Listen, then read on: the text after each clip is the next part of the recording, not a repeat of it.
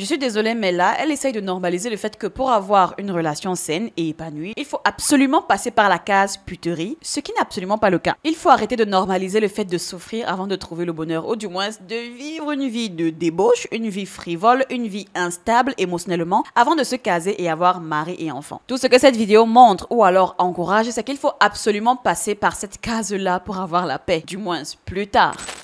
Alors, vous vous souvenez probablement de cette vidéo que j'ai faite dernièrement sur Ayesha Curry. I didn't want kids. I didn't want to get married. I thought I was going to be career girl and that's it. And I had my eyes set on my goals. And I was never the little girl that like dreamt about the wedding dress and all of that. And then it happened so early in my life. So it's like, it's one of those things like you don't know what you actually don't know what you want.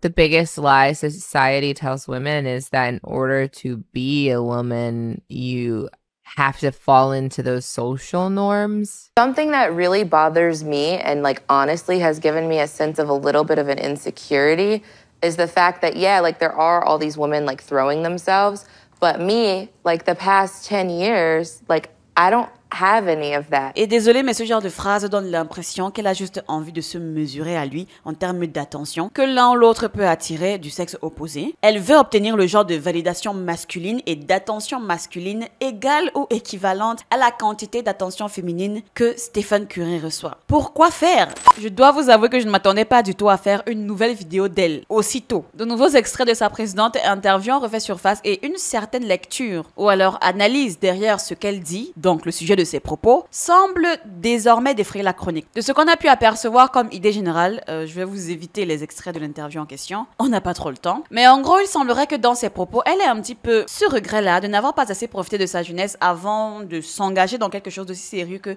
mariage, enfant, bref, une vie de famille calme et posée. Et donc il y a cette vidéo qui a énormément fait parler sur le TikTok anglophone, qui a davantage souligné le problème derrière les propos de Ayesha Curry, et sans s'en rendre compte, ça a franchement relancé la polémique, je ne vous cache pas. La vidéo n'a pas peut-être fait beaucoup de vues sur sa page personnelle, mais énormément de personnes l'ont reprise sur TikTok et sur YouTube pour dire à quel point ce qu'elle explique là est très dangereux. Alors, je vais vous passer l'extrait et on pourra en discuter juste après.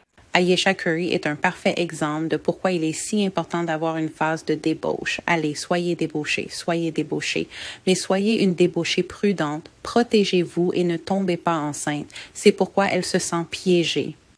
Piégée avec Steph Curry. Parfois, il faut traverser certaines épreuves pour vraiment apprécier ce que l'on a.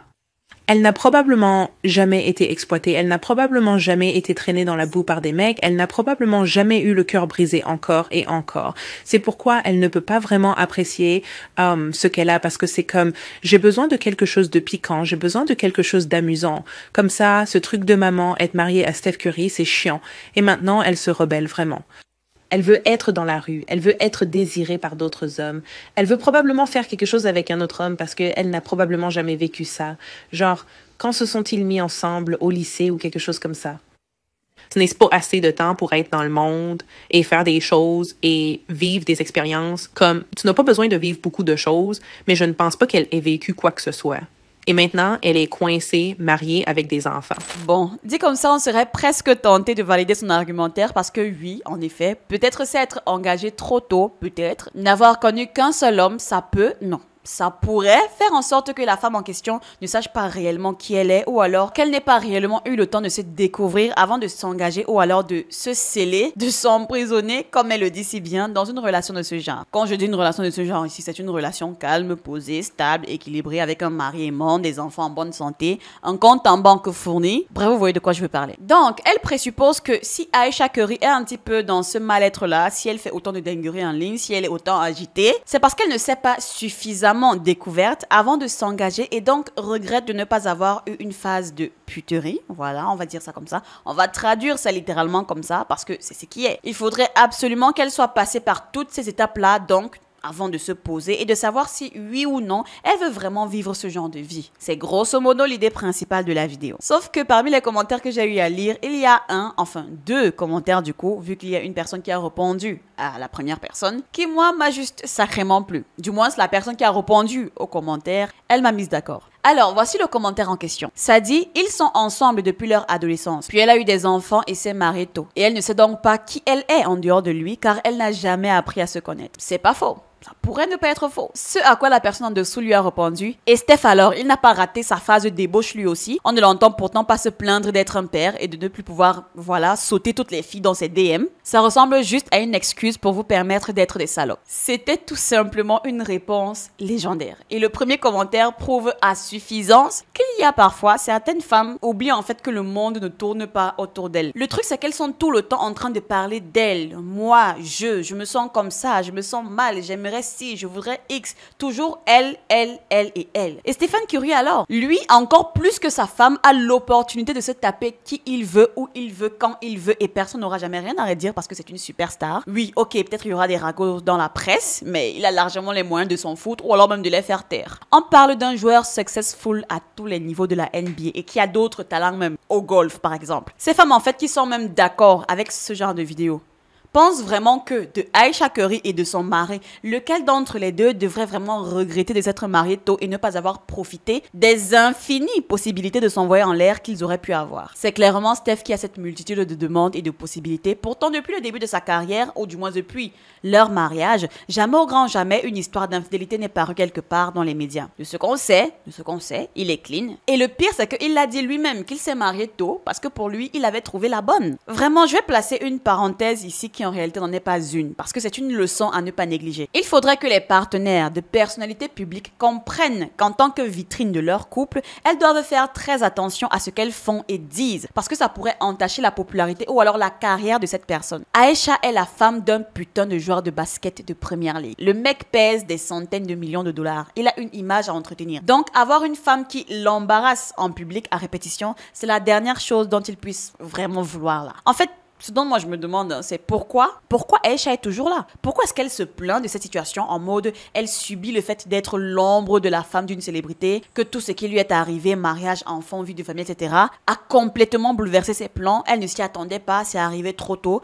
Pourquoi dans toutes ces plaintes-là, elle ne pose donc pas des actions? Pourquoi est-ce qu'elle ne divorce pas? Pourquoi est-ce qu'elle ne s'en va pas? Pourquoi est-ce qu'elle ne le quitte pas tout simplement et va à la poursuite de l'idéal qu'elle avait auparavant? Ou alors de ce qui lui manque maintenant qu'elle est mariée? Pourquoi est-ce qu'elle ne s'en va pas tout simplement, qu'elle divorce et qu'elle donc arrête d'embarrasser son partenaire ou son conjoint? Parce que le pire, c'est que dans sa manière de parler, on a vraiment l'impression qu'elle est divorcée, alors que non. Elle est bel et bien mariée. Mariée et gravement mariée même, je dirais. Les femmes qui veulent être avec des millionnaires, des milliardaires, des personnalités publiques, etc., elles doivent comprendre qu'il y a une certaine éthique, une certaine image qui leur sera demandée, voire même imposée. Je suis désolée, mais c'est comme ça que les choses fonctionnent. Et c'est d'ailleurs pareil, même chez les hommes qui ont comme femmes des célébrités. C'est le prix à payer. Vous devez être irréprochable pour ne pas saboter votre image et par ricochet, l'image de votre partenaire. Il faudrait que ces femmes rentrent ça bien dans leur tête. Du moins, il faudrait que Ayesha déjà commence par rentrer ça dans sa tête. Et en fait, par rapport à cette vidéo même, cet extrait, je ne comprends même pas le courage de certaines femmes d'allumer leur caméra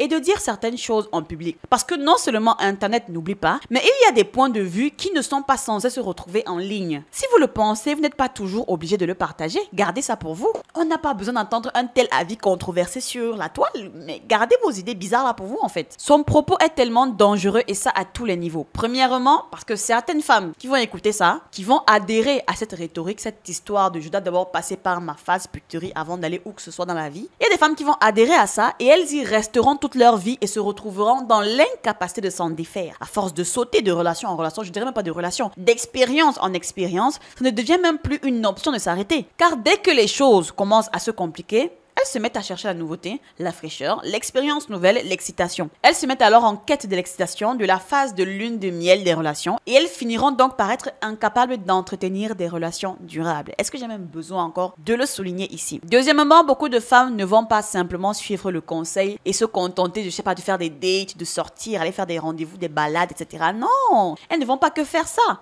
Elles vont introduire l'intimité dans l'équation, ce qui va souvent déclencher un effet domino où, tout d'abord, elles vont laisser tout le monde entrer dans leur vie, dans leur espace sacré, dans leur intimité. Intimité qui est d'ailleurs censée être sacrée. Un petit peu, on est d'accord. Et la manière dont elle en parle, la manière dont cette femme, dans cette vidéo, en parle, ça me fait penser que j'ai l'impression qu'il n'y a que certains hommes qui comprennent vraiment à quel point cette histoire est sacrée. D'ailleurs, ils comprennent ça parfois mieux que certaines femmes en tout cas. Troisièmement, c'est un état d'esprit typiquement masculin. Il est dans la nature féminine d'être connecté émotionnellement, surtout lorsque quelqu'un pénètre littéralement notre corps, d'accord? Et donc, lorsque vous renoncez, lorsque les femmes renoncent à cette identité de femme pour embrasser cette énergie masculine de débauche, vous voyez où je veux en venir, ça va toujours créer des conflits à la longue, des conflits internes avec elle, à la longue. Parce que peu importe à quel point vous aimez cela, il finira par y avoir un déphasage, une dissonance entre ce que vous faites et ce que vous ressentez réellement derrière. C'est pourquoi ces femmes vraiment doivent renoncer à ce genre d'habitude afin de trouver une relation épanouie. Je comprends le principe que ce n'est pas toujours possible de tomber sur la bonne personne du premier coup. Mais ce n'est pas pour autant qu'on doit aller goûter à tous les fruits de l'arbre. Non. Donc, si ces femmes ont vraiment envie un jour d'être l'épouse de quelqu'un, d'être la femme de quelqu'un, il serait compréhensible de considérer certaines choses comme sacrées et ne pas en fait fréquenter avec n'importe qui, à minima. J'ai un exemple d'une connaissance qui est actuellement en train de remettre ses fiançailles en question parce que le mec, non seulement l'a demandé en mariage, au passage, lui a trouvé un travail, un logement, qu'il paye d'ailleurs, et ils ont déjà un enfant de presque 1 an. Elle estime, selon elle, que se marier là maintenant, c'est quoi, 25-26 ans je pense, je ne sais pas trop, c'est que cet homme essaye de lui gâcher sa jeunesse. Genre, elle ne pourra pas profiter, elle estime qu'elle n'a pas suffisamment profité en fait si elle se marie là maintenant, pour vous dire le mindset. Moi, ça m'amuse parce qu'elle profitera jusqu'à quand? Jusqu'à quel âge? Elle va finir de kiffer sa phase de débauche autant qu'elle le voudra et après viendra rétro-pédaler pour maintenant juger tous les hommes qui vont la juger d'avoir mené une vie pareille, qui vont la rejeter pour avoir mené une vie pareille, alors qu'elle était déjà dans quelque chose de stable. Et après, elle viendra pleurer sur, je sais pas, peut-être les réseaux, dans sa famille, à quel point les hommes sont mauvais, à quel point les hommes ont peur de s'engager avec une femme qui a un passé, etc. Alors que l'opportunité d'avoir une vie belle, tranquille, posée, elle l'a tout simplement jetée à la poubelle. Bref, je digresse. Pour en revenir donc au sujet, je pense qu'au-delà de ce besoin de vivre une vida loca, Aïcha Curry est surtout dans une relation qui ne lui laisse pas la place pour les dramas et les pics émotionnels en mode montagne russe à tous les carrefours. Elle s'ennuie certainement, probablement, de sa relation. En tout cas, c'est une hypothèse, qu'elle s'ennuie de sa relation, calme et paisible, raison pour laquelle elle enchaîne les gaffes les unes après les autres. Et d'après moi, je pense que ça ne risque pas de s'arrêter là, parce qu'elle va les enchaîner jusqu'à ce que le drame qu'elle recherche vraiment dans son couple